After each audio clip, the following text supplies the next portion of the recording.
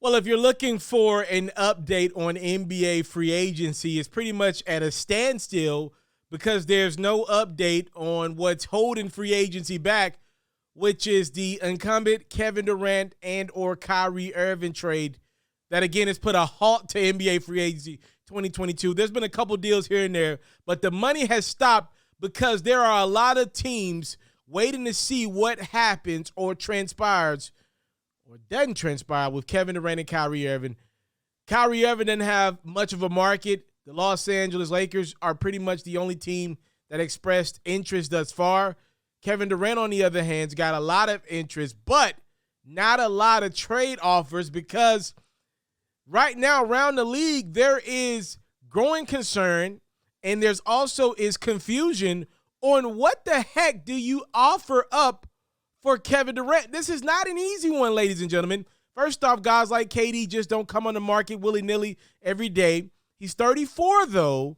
Even though he's got a great game, he's got a game that, from what I've seen, is not a guy that you could put in any situation and put a team over the hump. If the situation is already really good, then you can incorporate a guy like Kevin Durant in to make it great, obviously like the Phoenix Suns or the Miami Heat, which ironically were both of the teams atop Kevin Durant's wish list. But if your situation is just okay, bringing in Kevin Durant, in my opinion, does not put you over the hump like a LeBron in his prime, like I'd argue even a Steph Curry is today. I'm not so sure if that's the case with Kevin Durant. There is a lot of benefits to KD not being the system, like a LeBron James, like a Luka Doncic.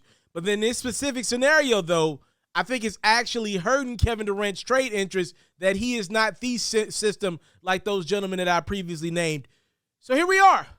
What's going on? According to Woj at ESPN, the Brooklyn Nets general manager Sean Marks is obviously present in Vegas as the summer league persists on, and he's able to physically talk to other teams and get a gauge on what the market is for KD if a trade were to take place at some point this summer. But there's no pressure. I mean, teams are just kind of filling out some of their new guys, their rookies, second-year guys, seeing who's going to be the last roster spot on their team, seeing who they have to go through the free agency ranks to go grab another guy to, or do they have that somewhere within their summer league roster.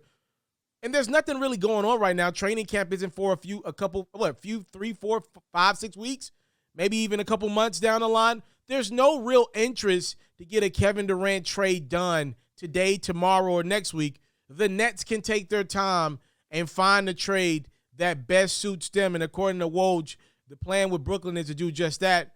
If you can't find a Kevin Durant trade, I'm wondering, would Brooklyn feel comfortable bringing KD back into next season unhappy, or would they just force a trade if it got closer and closer to training camp? That's a question that remains unanswered.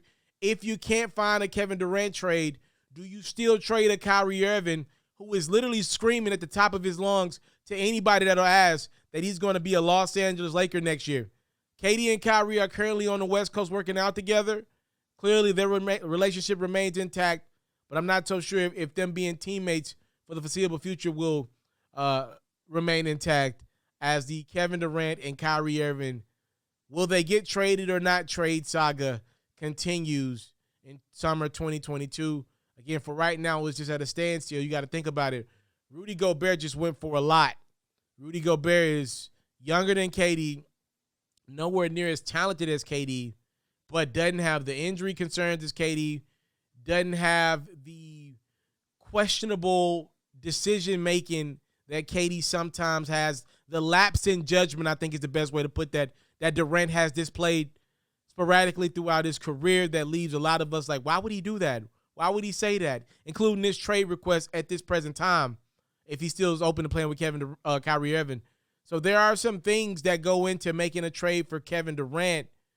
The market is kind of like, what do we give up for a guy, as Utah pretty much got a haul from Minnesota for Rudy Gobert. In theory, you think if Rudy got that, KD should definitely get this, but it's just not that simple because there are other external factors that go into a guy like Kevin Durant that just simply ain't there for a Rudy Gobert. Again, Gobert nowhere near as talented as KD. I'm not saying that, but he's a lot more stable and consistent than KD off the court, which I do believe kind of balances out the fact that Durant is such a greater talent.